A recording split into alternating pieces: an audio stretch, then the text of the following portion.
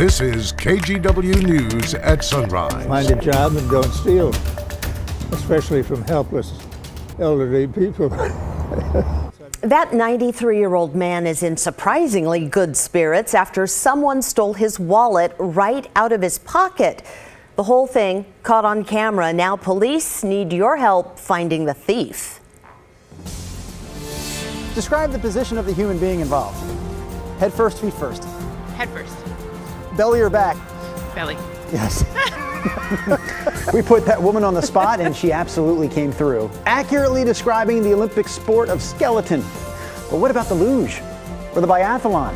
We're going to tackle some of those lower profile events at the Winter Games in a new edition of Drew and You that's coming up here at 5:45. Love it. Hey, good morning, everyone. It is 5:30 here in the Pacific Northwest, but it's 9:30 at night in Beijing.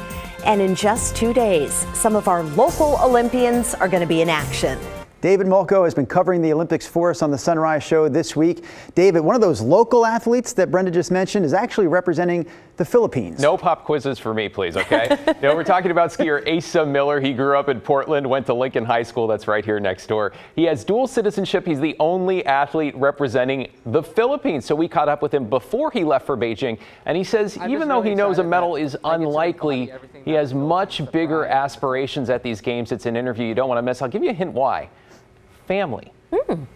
Interesting. Yeah, look forward to that as well. David, thank you. Right now we want to send it over to Rod for a look at our Thursday forecast. Good morning. Well, yesterday, do you remember it? Okay, here we go again. We have the dense fog advisory today, posted until 10 o'clock this morning. Getting foggy in downtown right now as well, and then dense fog down into Marion County on the map. Everything's shaded. Pardon me, I almost dropped my clicker. Has some sort of reduced visibility. We're at 37 now out at the airport. A mix of clearing spots in some areas still in the cloud cover at noon, 47. Later today, it's all sunshine. Temperatures anywhere from mid-50s to hitting 60, which we did in a few locations, including Salem yesterday. All right, more from Rod coming up a little bit later, but right now we want to get back to our top story this half hour. Brenda mentioned this right at the start of the 5:30 half hour. This story involves a thief who picked the pocket of a 93-year-old man who uses a walker. The entire thing, by the way, was caught on camera. So let's tell you more about it right here.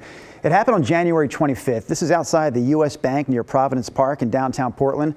That right there is Stan Baumhofer. He had just cashed his Social Security check. And you can see the suspect walk up from behind. He takes Stan's wallet, then he runs away.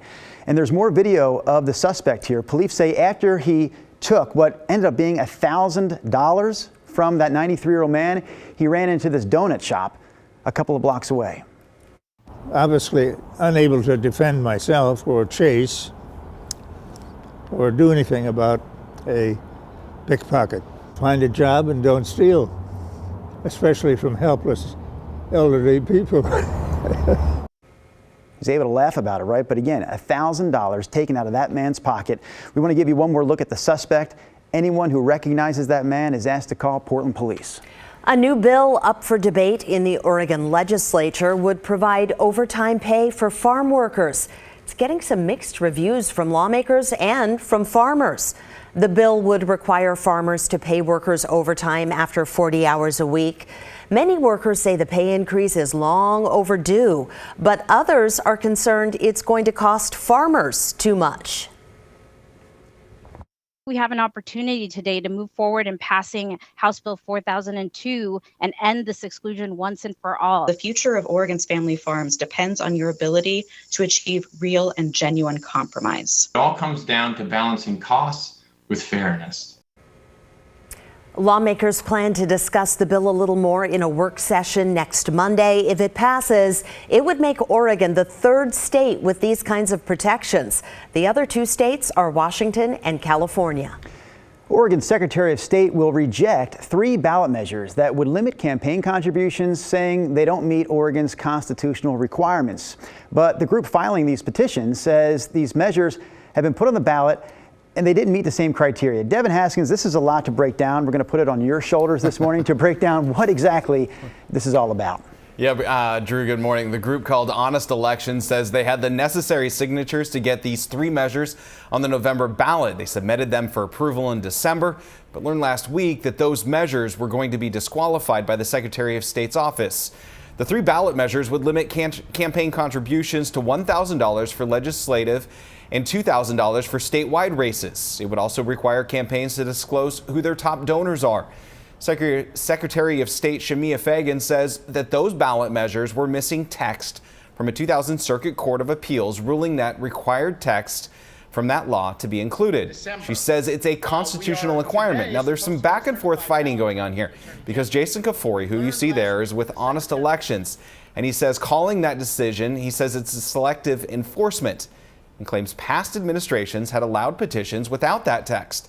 Secretary Fagan counters that by saying that's simply not the case and said she has rejected a separate measure earlier this year for the same measure.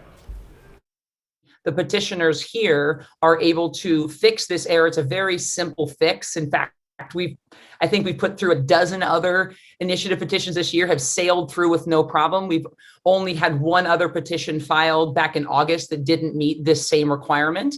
And so they certainly could refile it and just fix the error that they made. We do not have time to refile. It took us 2 months just to get to where we are today. We have to collect 112,000 valid signatures by July 7th. So our only hope at this point to make the November 22 ballot is that the Oregon Supreme Court reverses Shemia's decision and allows this to go to the voters. Now, you heard him mention the state Supreme Court. He says the group will ask the Supreme Court to step in and overturn it. If that fails, he says any measures regarding campaign refinance reform laws wouldn't make a ballot until 2024. He says this isn't simply, Fagan says this isn't simply just copy and paste the text and put it in there. Voters that have to sign this election or this measure have to sign on to the actual written text for those measures. So, all right, yeah, a lot to follow. Yeah. Devin, thank you.